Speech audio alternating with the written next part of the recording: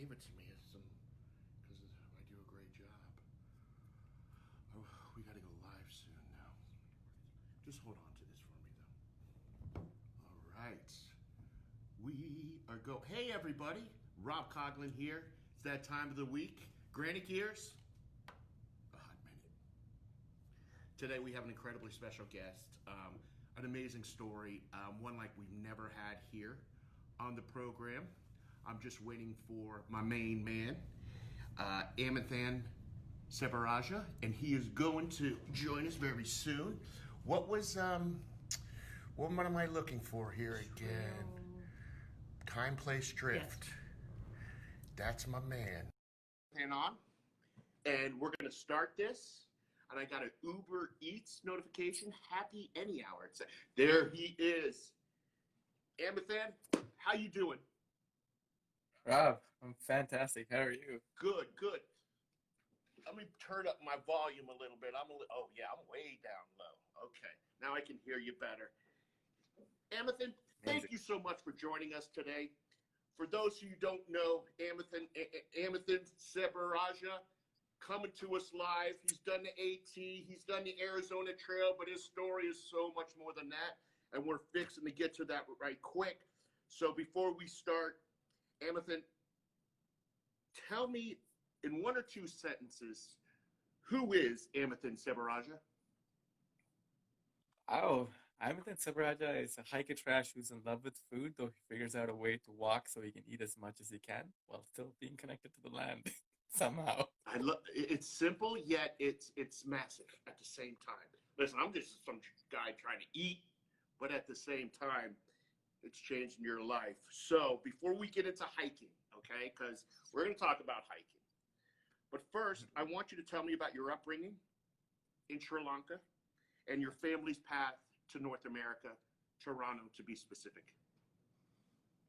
Yeah. Oh man. I grew up around the Civil War. It's pretty tough. And my family essentially fled. We sold everything that we had, and dad came here, sponsored us over here, and eventually, we joined him here in Toronto. And I grew up in Toronto pretty much right up until I finished grad school. I like to say that Toronto, even though it's got more green spaces than any other per capita than any other city in Canada, it's sort of like living up amidst all that concrete and muffled out lives. Access to outdoors is very different and difficult, especially if you come from the inner city sort of environment. Takes 3 hours just to get out of Toronto. Yeah. It reminds me a lot of Chicago in that way. Chicago's an amazing city, but the access to, outdoor space is, while they have some decent green spaces, is still, you need to drive a while to get in some good stuff. But let's stick on this, though. So how old were you when you came to Canada? The most promising age of 13, when you're already not confused about anything else. Throw in some culture shock and a whole new language. So how was the acclimation as a 13-year-old boy from a war-torn country coming to Canada at age of 13, where it's hard enough? Age of 13, when you're from Canada, is difficult. Being someone, a person of color, coming from a place like you did, how was that acclimation? The first time I saw snow, I actually saw a snow hare. So I ran outside in barefoot trying to catch this thing. Not gonna happen. And I didn't understand what a frostbite was until I was well into it. Well into chasing this snow hare? Yeah, I was trying to catch this thing for almost 2 hours in the cold, and I realized I couldn't feel anything. I don't believe that anybody's ever caught a snow hare barehanded, especially with no shoes on. But did you catch one? I didn't catch one, but I had a lot of practice catching chickens when I was a little kid. And catching a chicken in an open yard is hard work. Oh yeah, we saw Rocky. If you saw Rocky, you know how tough a chicken is to catch. So get back to that 13-year-old coming into inner city Toronto. You don't sound like the normal interview that I do. I'm someone who I grew up, I was in the Scouts, I did this, I paddled here. Your outdoor experience as a youngster is a little bit different. So Yeah. tell us how you got from that 13-year-old kid, you know, brand new to, hey, I'm going to hike the Appalachian Trail. How does that happen? Um, so when I was a kid, so we had to go through military checkpoints to get to my school from time a lot of times. So my mom organized like a van, like a private school bus sort of to pick us up because we were in the village and we had to go to town for school. But very often, because I hated like waiting in the bus to get off and walk through the military checkpoints because you have to get off and walk through and they'll check you and they put it back in the bus. I would just intentionally miss this hard work my mom put into organizing this bus ride for me. I would just miss it and I would just walk home. I would walk home maybe like 2 to 3 hour walk home from town to village through like the back roads and the paddy fields or rice fields. And I would just like the backcountry so that I could A, avoid some of the checkpoints and B, just be like, just walk. So since I was like maybe 9, 10, 8, I'd walk home or ride my bike back and forth. I bet. And I just loved it. Was your mom pretty upset when you got home on those long walks that you didn't take the bus as she had planned?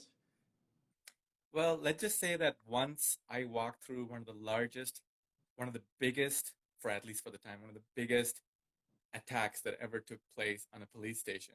I actually saw the rebels getting off the van on my morning way to home to school, and in the evening I walked like 2 kilometers from the police station while the attack was going on with like full on machine gun blast all around me, and nobody was going, like no one was traveling back and forth, and I already missed my bus, so I just walked home right in the middle of an attack. You know what? It makes the Appalachian Trail sound not too difficult now, does it? In some respects. So let me ask you a quick question. Geographically, what area of Sri Lanka were you from? In the eastern shore, along the coast of the Indian Ocean. Which was a was a very played a very major part in the Civil War. Obviously, the North and the East is where it Yeah. seemed like most of the issues were happening. Is that correct? Yeah. Yeah, that's well, basically that those are the traditional Tamil Tamil. um, Tamil demographic areas. Gotcha. Like we're from the East Coast. And if Yeah. anybody doesn't know, you can look it up. I'm very familiar with Sri Lanka, but I never knew a lot about their civil war until the last few days and talking to you and then doing some deep dives on who you are. And it's, it's crazy to talk about that. And those things are still happening today in many different places. And it's not nearly as hard. I know your family has some big difficulties to get from there to North America, but it's not that easy these days. So my heart goes out to everybody out there who's going through situations that you went through. Um, okay, so tell us about that first hike on the AT and the life change that it brought about for you. And you could Oh man. start a little bit before with the injury and then proceed into that.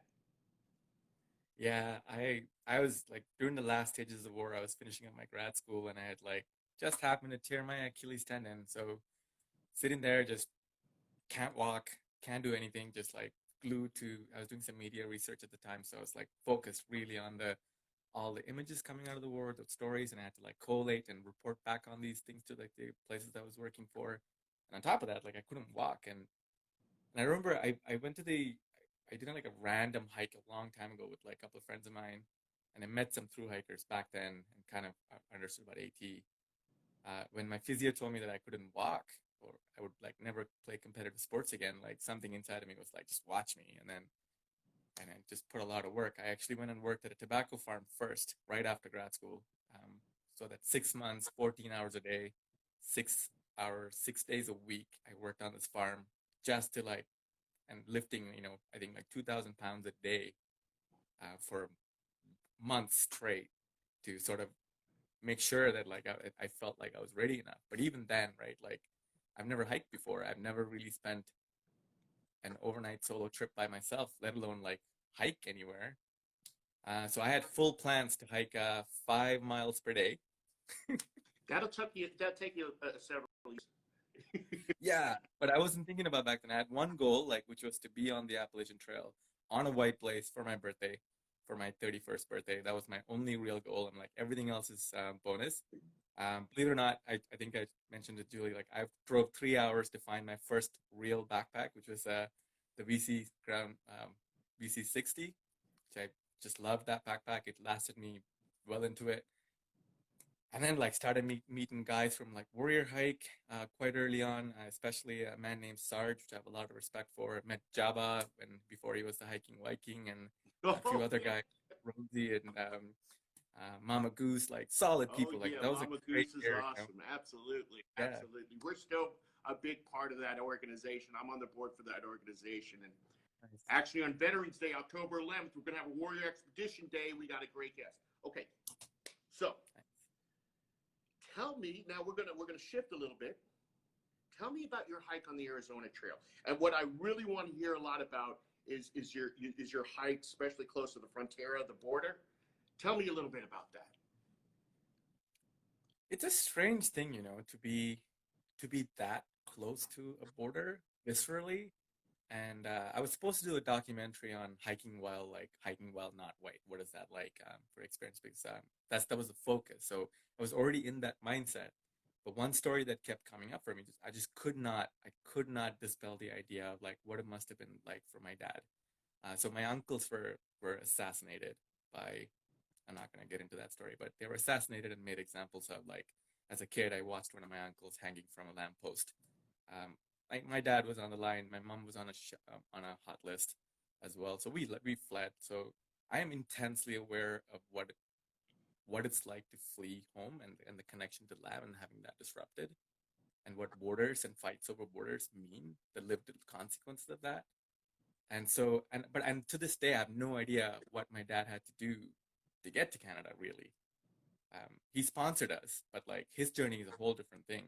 So when I got there and I saw these like dust worn, grind worn, desert worn like Mexican guys getting off the truck, and I saw like the backpacks that was strewn up with where they had all the clothes, like, and it was just like this moment where all of this came full front and being so close to the border and with the intense discussions on border, like as if people sometimes don't understand that these are people. Like I think if we can call ourselves humans, it's because we stood up and started walking, you know?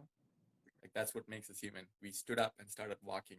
And as a human nomad in the long trajectory of our species, we've been walking and without consideration for borders. And but we're also intensely aware of what borders mean politically, geographically, for survival purposes.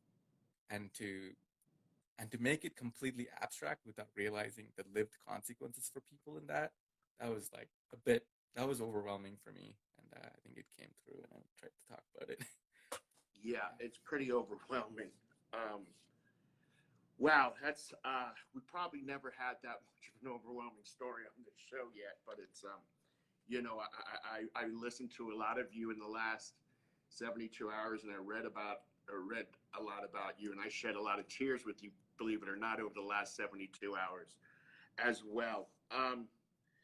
So hiking that close to the border and being a person of color, how did that factor in? Was there any fear? Now, tell us a little bit about that and how hiking as a person of color on the border puts you into different set of rules than people who look like me. I went with my buddy Tyler, who's even though his name is Tyler Tyrone, like he's actually part Irish, very very much a Caucasian Canadian boy. Go, um, go, Caucasian Irish. and I went with him, and like we talked about it, and like I'm like, dude, like we both had a both an implicit but an explicit understanding that Tyler was my insurance policy. Because like, I mean, I'm sure some of you have read or you have read Latria Graham's article. Like, you might have your ID, I might have my backpack, I look like a hiker, blah blah blah blah blah. I always carry my passport with me no matter where I am. But we all know sometimes I'm not going to be afforded the opportunity to even reach for my ID. The reaching itself, that split second, means my life, right? Like, and whether you want to think about that or not, you cannot escape not thinking about that. And that's one of those things in your backpack, like always, like your metaphorical backpack, that's always with you. This burden that, like, just because you step over a trailhead, it doesn't mean all the Shit weight stops. of society and all the impediments, all the, like, I mean, let's be clear, like, the world is full of all sorts of bigotry and racism. It's, you might disagree whether or not it happens in specific places, but you cannot deny that this place is, there's racists in the place. There are people who don't mean you well, period. That's just a fact, and that fact doesn't go away just because you step over a trail. Now we can argue whether or not a trail is, has like discrimination or not, and like that can be a debate that can go in useful places or not. But as a person of color, you will never really be able to say, just because I walked to this spot, I somehow walked over a magical screen barrier where none of the social problems no longer exist. That just doesn't happen. So that's always with you, right? Like, you always be mindful of that. Like, ask, I mean, I always think about, like, what if it, like, if I, for my sisters, like, they're always trained to, like, think about walking with the keys in their hand if they're walking by themselves. That's something as a white, like a male, like, I can't, it's not something I'm used to, but it's something that I have to, like, accept, that just because they're in a whatever safe space, they'll never not going to think about not having their key ready to go if something happened. And then it's like that when you go to a border, when you're in places where you feel um, that there's just no quote unquote escape, because a trailhead doesn't, it's not It's not a what is that? magical barrier. You know, No. it's still, even though we meet some wonderful people on the trail, it's still a representation of America, or society as a Anywhere. whole. Now, Society is absolutely. I know we're kind of running over time here, but we're talking about borders, and I believe you've had some problems even at the Canadian border, Oh man. right? Yeah. I mean, can you tell that story right quick with the lady who's like I believe I read this. Is that, am I thinking of the wrong person? No, No, it's you. no, It's you it's me. years ago. I mean, I'm one of the many, I'm sure. Yeah, I got on the, it was in like upstate New York of all places, the Montreal, New York border on train. I was sitting next to this like lady from, I guess she's from Georgia. She's African American, and she just started chuckling as soon as the borders agent got in, because I was telling her I was going to hike the Appalachian Trail. I was super excited, and she started laughing. I'm like, boy, you fucking, sorry, you're Yeah, you crazy. can You're fucking leave her. crazy. Like, no, they're not gonna let you in. Like, they're not gonna let you in. Like, and then she's like, make sure you don't have your knife on you. Make sure, like, you tell them that's a tent trekking pole. And then we were just like, I'm like, no, that's okay. And then sure enough, like, I had to produce my bank account. I had to tell, she lady asked me for physical addresses as where I was going to stay. And I told her I'm going to through hike. So I'd be glad to give her some GPS coordinates if she wants. And at the end of the day, she looks at me and tells me, like, I'll give you the benefit of the doubt. And now here's the thing. At that time, 10 years ago, you didn't need a passport to cross into the American border, right?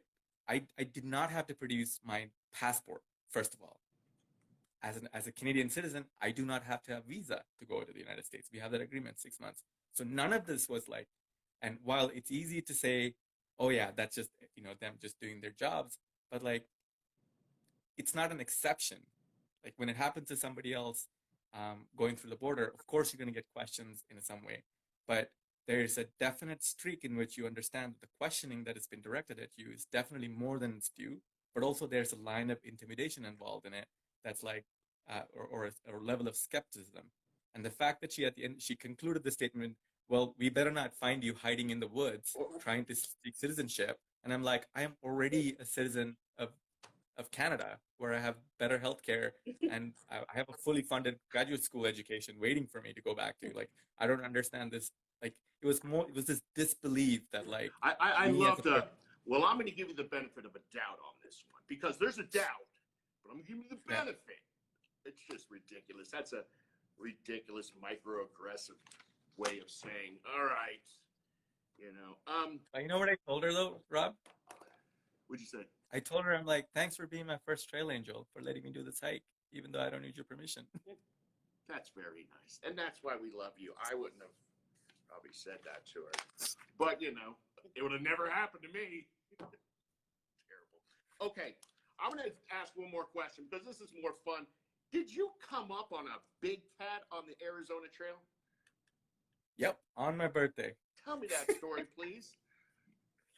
Oh man, I was hiking by myself. Dark, super. That was a wet, cold year, so I was just like in mud all day long, and I finally came to a source where it's actually drinkable water. And sure enough, like I fill up my water bottle and look up, and then there was two pairs of glowing amber orange eyes just on the other side.